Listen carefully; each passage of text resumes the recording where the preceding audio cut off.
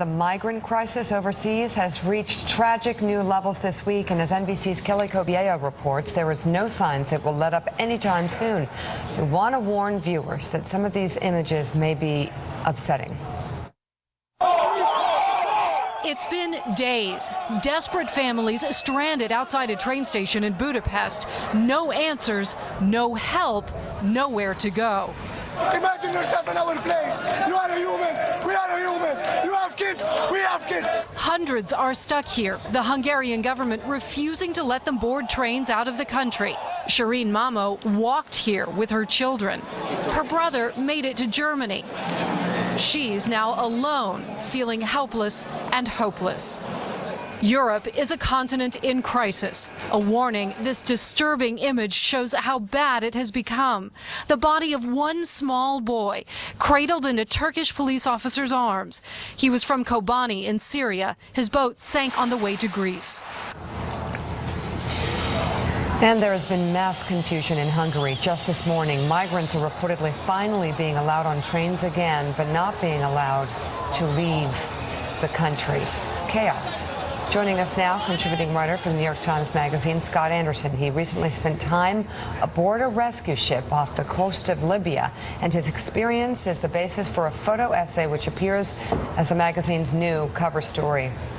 MSNBC contributor Dorian Warren joins us as well. You know, Scott, you saw some incredible things. Yeah, you did. And, you know, we always talk about World War II, and the part of World War II we pass over is what happened in Europe afterwards, where, over a million people displaced. This is not to that level, but this has to be the greatest migrant crisis since 1945, 1946. That's right, and it's rapidly headed towards those sorts of numbers. Already this year, I think 1/3 people have come into Europe.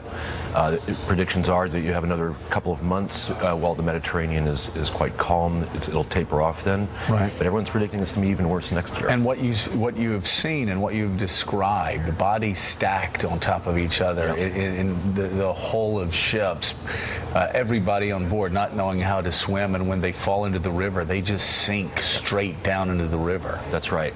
It's I think a lot of us have this idea: if somebody is in the water, doesn't know how to swim, that they thrash around for a minute or two, and in fact, you probably have about 5 seconds to get that person a life preserver, some sort of flotation device, and if not, they just go straight down. So, in your reporting, what do you think the story is that most people here don't really understand about this crisis, seeing it firsthand? Just the incredible numbers of people coming out, and also the real barbarism that is that the smugglers are, the way they're operating this whole thing. This is the closest we have to a modern-day slave trade. These people are being charged $1,500, which for most countries that's life savings of not just them but their extended family. They don't have it, and they're being crammed onto these boats without any protection, and just taking their lives in their hands. And what was most shocking to me, if people see the picture of these boats, there's 370 people on each one of these boats. If you look at it, it looks like maybe it can fit 150, 170. And what was amazing to me as the migrants were being rescued off the boat was there's another whole layer of people underneath, down in the hull, probably another 100 people literally being stacked on top of one another down in the hold. And it's down in the hold where the dying usually begins, and it usually takes about 8 to 10 hours after they set off from Libya when people start dying. Scott, when we think about migration, we often think about it in terms of push and pull factors. What are the push factors as to why people leave, and then why are they pulled to certain places? Can you unpack what are some of those push factors from Syria, from Libya, from East Africa, from Bangladesh? What are they? It's war and poverty and repressive regimes. So in different parts of the world, certainly in Syria or Iraq, it's largely people fleeing the wars. In Syria, you have a lot of men coming out now who, as the Syrian army gets depleted in manpower, they're worried about being called up to serve in the military, or they're fleeing the encroachment of al-Nusra, Al-Qaeda, or ISIS. What you're seeing from West Africa is economic devastation, just what you see everywhere around the world in people fleeing poor countries to wealthier ones. Most of the people on the boats that I saw being rescued, they were from Eritrea, and that's just an extremely repressive, despotic regime. So it's a range from different countries. It's a range of issues. And the pull, the Europeans are having to re-examine their immigration. That's right. System that is all too inviting. Yep. To people who are ill-equipped to make the journey. That's right. And what you're seeing now is... I'm sorry, I should pose that as a question. I'm serious. I mean, that's all I've read. Yeah. I'm just curious, so you've been there. Why don't you tell us some of the factors? Well, yeah, I mean, obviously, between the wars and the economic devastation that you're seeing in sub-Saharan Africa, in South Asia, in the Middle East, Europe is the beacon in a way that in earlier generations, and for other places of the world, the United States is. But I think what's really driving this whole force is just a complete desperation. I mean, the idea that these people. But why now? The desperation has been building certainly in the Middle East, but all across the world. Why now? Why this summer? It's a good question. What you've seen is a steady, starting out as a trickle a decade ago, and almost every year the numbers have gone up.